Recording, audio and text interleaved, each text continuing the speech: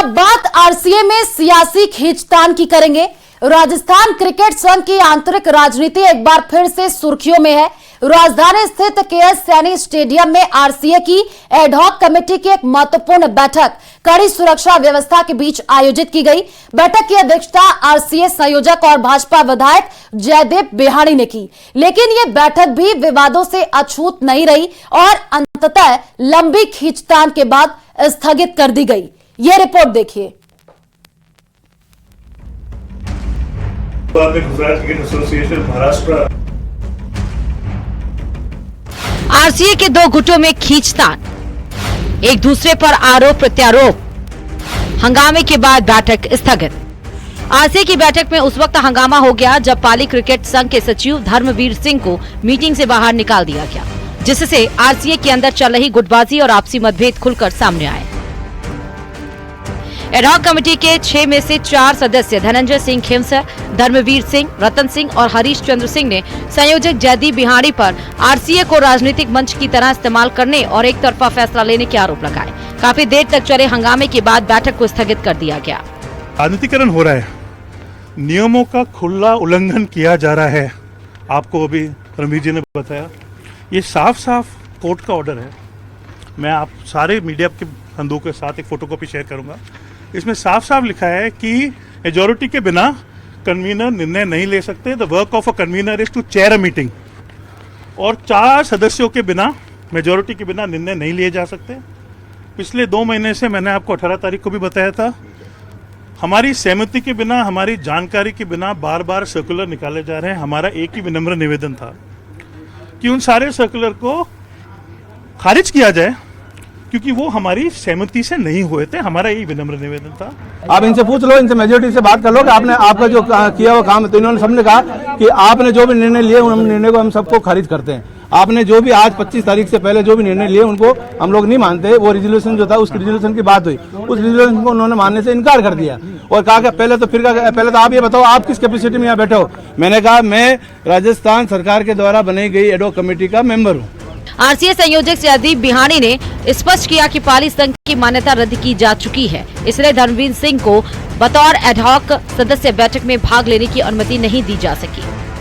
तो मीटिंग में देखिए साहब, धर्मवीर सिंह के जो पाली का एफिलिएशन है वो एडहॉक कमेटी के कन्वीनर द्वारा कैंसिल कर दिया गया। उनके उसके लिए इलेक्शन के लिए एक इंक्वायरी कमेटी गठित कर दी गई। और एक नियम है, जब किसी के खिलाफ कोई इंक्वायरी कमेटी गठित कर दी जाए, सरकार में भी है, जब सस्पेंशन हो जाता है तो वो आदमी, सस्पेंडेड आदमी कभी भी मीटिंग में भाग नहीं ले सकता। धर्मवीर जिद कर रहा है भी मैं मीटिंग में बैठूंगा। मेरे पास ऐसा है तो कोई अधिकार है नहीं, या मैं झगड़ा करने के लिए तो आया नहीं जो उनको उठा करके मीटिंग से बाहर भेज दूं। वो मीटिंग में बैठे हैं, मैंने मीटिंग को एडजॉर्न कर दिया। गौरतलब है कि इससे पहले भी संयोजक जयदीप बिहाणी ने राजस्थान रॉयल्स पर बिना ठोस प्रमाण के मैच फिक्सिंग के आरोप लगाए थे, जिससे आरसीए की छवि को गहरा धक्का लगा। राजस्थान क्रिकेट संघ की यह अंदरूनी खींचतान एक बार फिर यह साबित करती है कि खेल संगठन भी राजनीति से अछूते नहीं हैं। अब देखना होगा कि इस विवाद का समाधान क्या निकलता है और क्या आरसीए अपनी साख बचा पाने में सफल रहेगा या फिर नहीं। न्यूज 18 के लिए जयपुर से रोशन शर्मा की रिपोर्ट।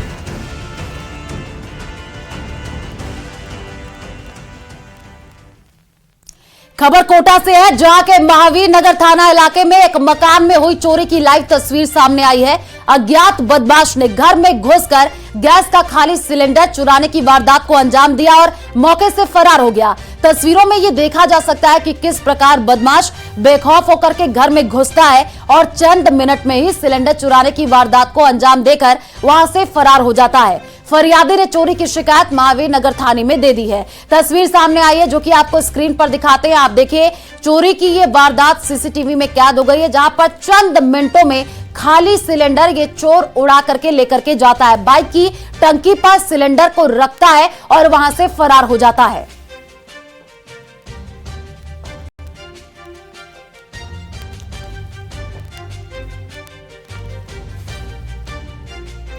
खबर जयपुर से है, जहां विकास प्राधिकरण ने सिरसी रोड और झारखंड महादेव मंदिर रोड पर अतिक्रमण के खिलाफ बड़ी कार्रवाई शुरू की है, जिसके तहत झारखंड मोड़ से लेकर खातीपुरा तिराहे तक के अवैध निर्माणों को ध्वस्त किया गया। 200 फीट सेक्टर रोड सीमा में आ रहे निर्माणों को हटाने के लिए जेडीए का प्रवर्तन दस्ता भारी जाब्ते के साथ मौके पर पहुंचा।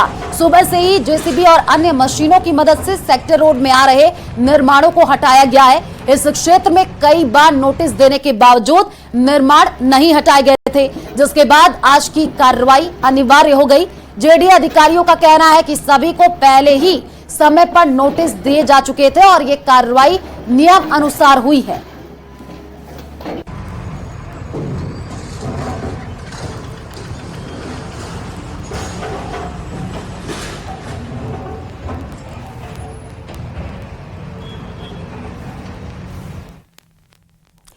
और चलिए रुक करते हैं अगली खबर की ओर। जयपुर में एसआई भर्ती रद्द करने की मांग को लेकर आरएलपी का धरना प्रदर्शन जारी है। आज शहीद स्मारक पर आरएलपी की युवा आक्रोश महारैली की जा रही है और आपको बता दें कि नागौर सांसद हनुमान बेनीवाल एसआई भर्ती रद्द करने और आरपीएससी के पुनर्गठन की मांग कर रहे हैं।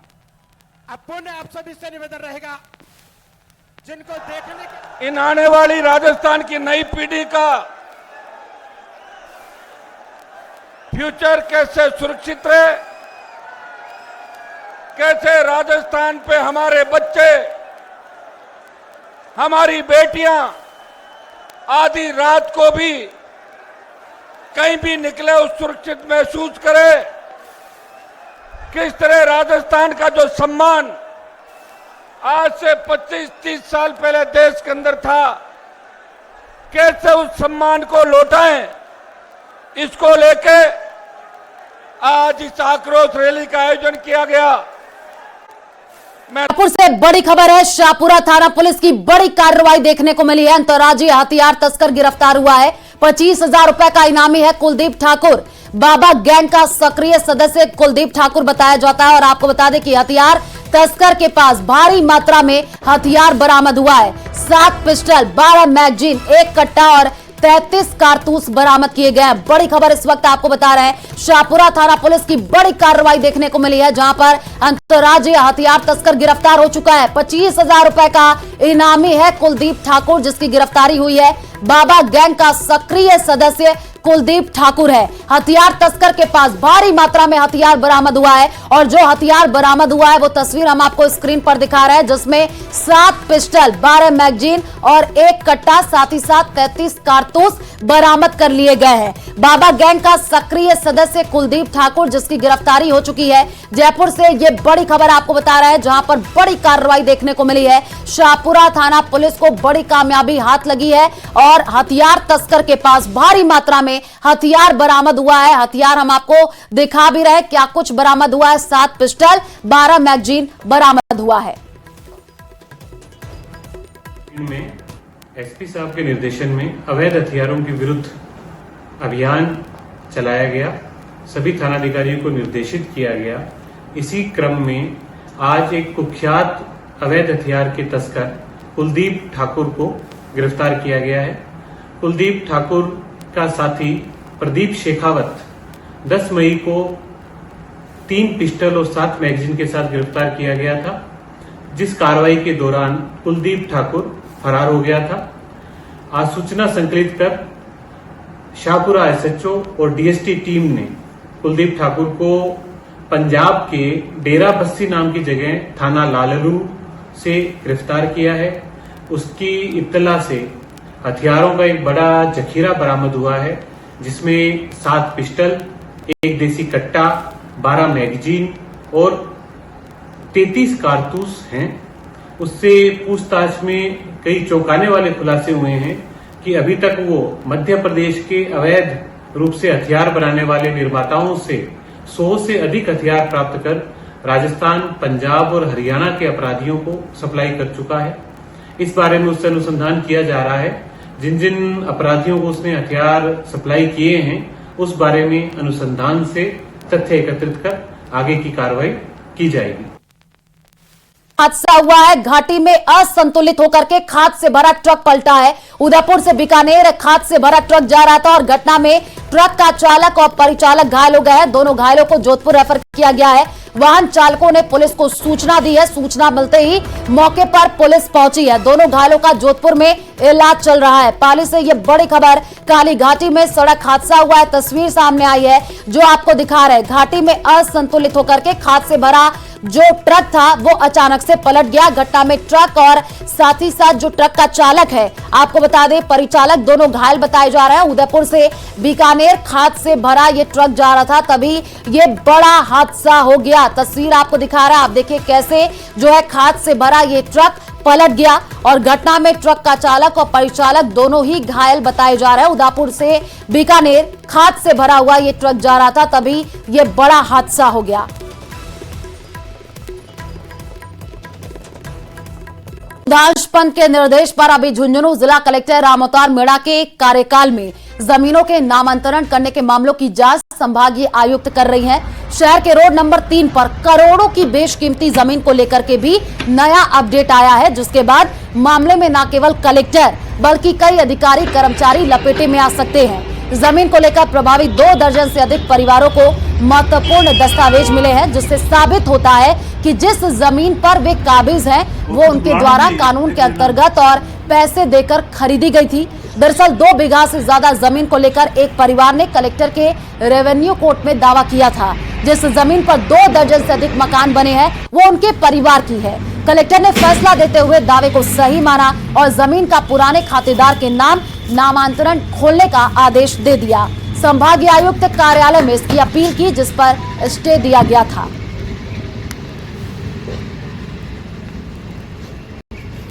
चालीस साल से मैं जमीन ले रखी है और जमीन में मकान बना रखे हैं।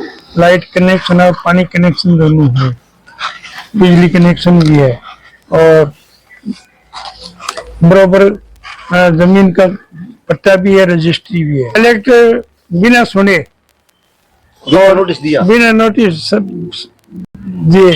40 वर्ष से हम लोग यहाँ रह रहे हैं।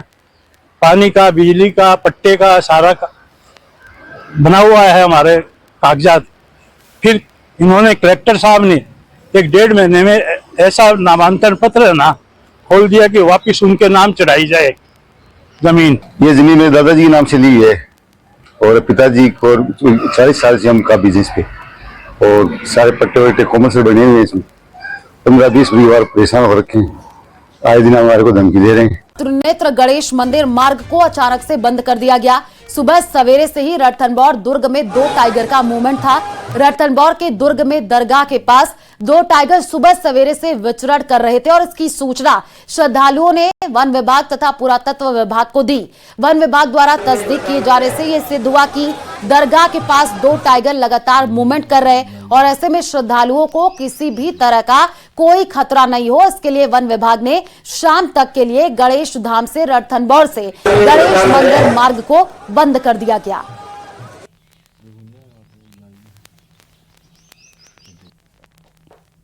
खबर सिरोही से है, जहां माउंट आबू में मादा भालू अपने 3 बच्चों के साथ देखी गई। हैप्पी हॉलिडे होम के पास सड़क पार करते हुए मादा भालू अपने बच्चों के साथ देखी गई है, जिसे पर्यटकों ने अपने कैमरे में कैद कर लिया। तस्वीर हम आपको स्क्रीन पर दिखा रहे हैं। 3 बच्चों के साथ मादा भालू जो है वो देखी गई है। बच्चों के साथ ये मॉर्निंग वॉक कर रही थी और उधर से जो लोग गुजर रहे थे, जो पर्यटक जा रहे थे, उन्होंने अपने कैमरे में इसको कैद कर लिया है।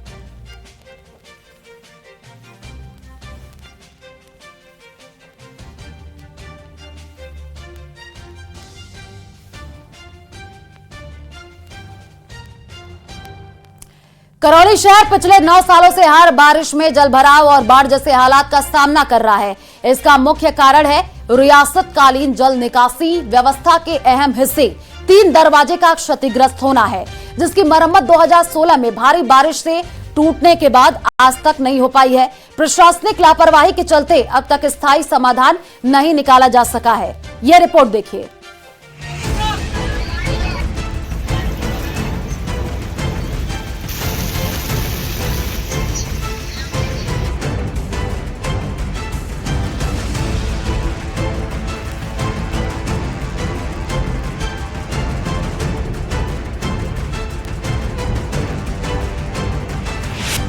जल निकासी व्यवस्था चरमराई। 3 दरवाजे की मरम्मत की मांग। कभी था शहर की शान, कब होगा समाधान। कभी शहर की शान रहे ऐतिहासिक 3 दरवाजे आज बुरी तरीके से जर्जर हालात में हैं। सैकड़ों साल पुराने इन दरवाजों की बनने के बाद मरम्मत नहीं हुई, जिससे ये ऐतिहासिक दरवाजे अब खंडहर में बदलने की कगार पर हैं। ऐसे में इनके मरम्मत की मांग अब बढ़ने लगी है। कारण ये 3 दरवाजा बांध स्टेट टाइम का बनाया हुआ था। 2016 में अतिवृष्टि के कारण और सरकार के संरक्षण के अभाव के कारण, देखरेख नहीं होने के कारण ये डैमेज हो गया। डैमेज होने के बाद में स्थिति ये पैदा हुई कि आज दिनांक तक कोई इसका धनी ढोरी नहीं बना। करीब 250 साल पहले राजा प्रताप पाल ने रड़गमा तालाब का निर्माण करवाया था। तालाब के ओवरफ्लो पानी को रोकने के लिए 3 दरवाजे बनाए गए थे, जहां पानी 8 से 10 फीट तक जमा रहता था। ये पानी धीरे धीरे बहकर क्षेत्र के कुओं और पोखरों को भरता था।